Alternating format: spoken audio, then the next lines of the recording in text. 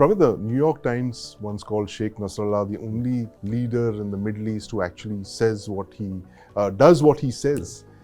How important is he in this scheme of things right now?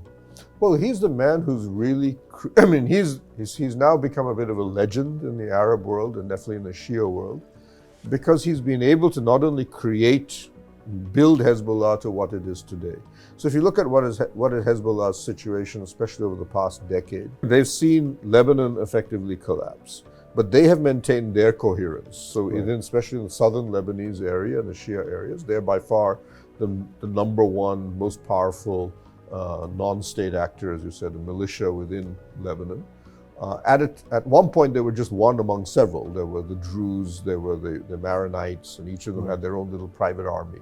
All of those are now gone or been reduced in many ways to vassals of Hezbollah. But nobody. Amal was another big militia that's collapsed. And a Shia one too. But that basically has now actually been absorbed into Hezbollah. And then you had a Syrian civil war where Hezbollah got involved. But Nasrallah has been, I would argue, very interesting. He has been, I would say, reasonably careful of how he uses Hezbollah. Right. He could have gotten drawn into a huge battle in Syria to support the Alawi regime. And he did deploy, he fought, but he kept himself to a certain limits as to what he would do. So it took a battle for the Alawis to win, but they had to do the bulk of the fighting themselves. But the other thing, of course, that built his legend was that he took on the Israelis earlier on, about a decade ago, when the Israelis attacked southern Lebanon.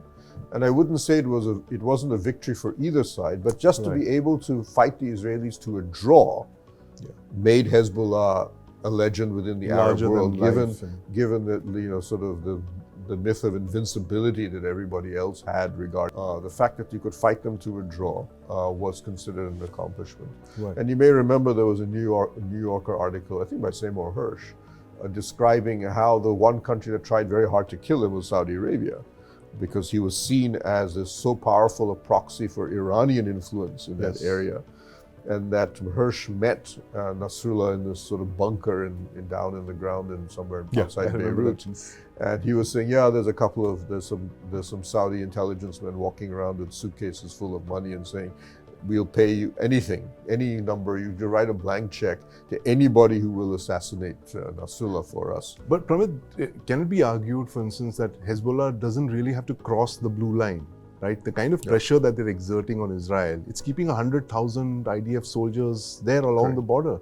So, do you think if this continues, this deployment continues, that's so many fewer soldiers that could be deployed in the south with the Hamas? I think Hezbollah and slash Iran feel they have to show that they are giving support to Hamas, because then it allows them to position for propaganda purposes to the Arab and Islamic world that we were the only guys who actually were fighting the Israelis, fighting the Israelis on behalf of the Palestinians, and what were the Sauds and the others doing? Nothing, at least nothing compared to us. They were giving humanitarian assistance.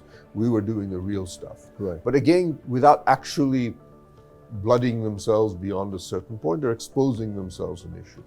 The real question, I think, really happens is that if the full-scale border assault by the Israelis takes place, and they get bogged down in Gaza. So let's say get involved in house-to-house fighting and so on, in which both the casualty rates become high, but more importantly, the amount of time you expend keeps building up. And then, of course, the Arab street explodes. This is the big concern even the United States has. At that point, the question is, does then Hezbollah decide to up the game? That with the IDF so heavily bogged down, stuck in Gaza. The Arabs, other Arab countries being forced to back down in favor because of public opinion, even Western public opinion switching strongly against Israelis as the casualty rates pile up. Is that the opportunity? But again, I agree. Hezbollah would be mad. I don't think they have the capacity to invade Israel on the infantry, but it's where the rockets come in. This kinetic war is really quite what is interesting, that we're going this way, where they can keep launching hundreds and hundreds of missiles. And knowing that the IDF would find it very difficult to launch a second front in which they would assault on the ground, Hezbollah in southern Lebanon. An air war, yes, But again, you're stretching yourself here. Israel is there can be no greater national security state than Israel, but it's still a small country. Right. And to be fighting, as you said, a two-front war with two non-state actors controlling territory. Plus, you have a number of your security men pinned down in the West Bank. Yeah. To defend the settlers and so on. Yes.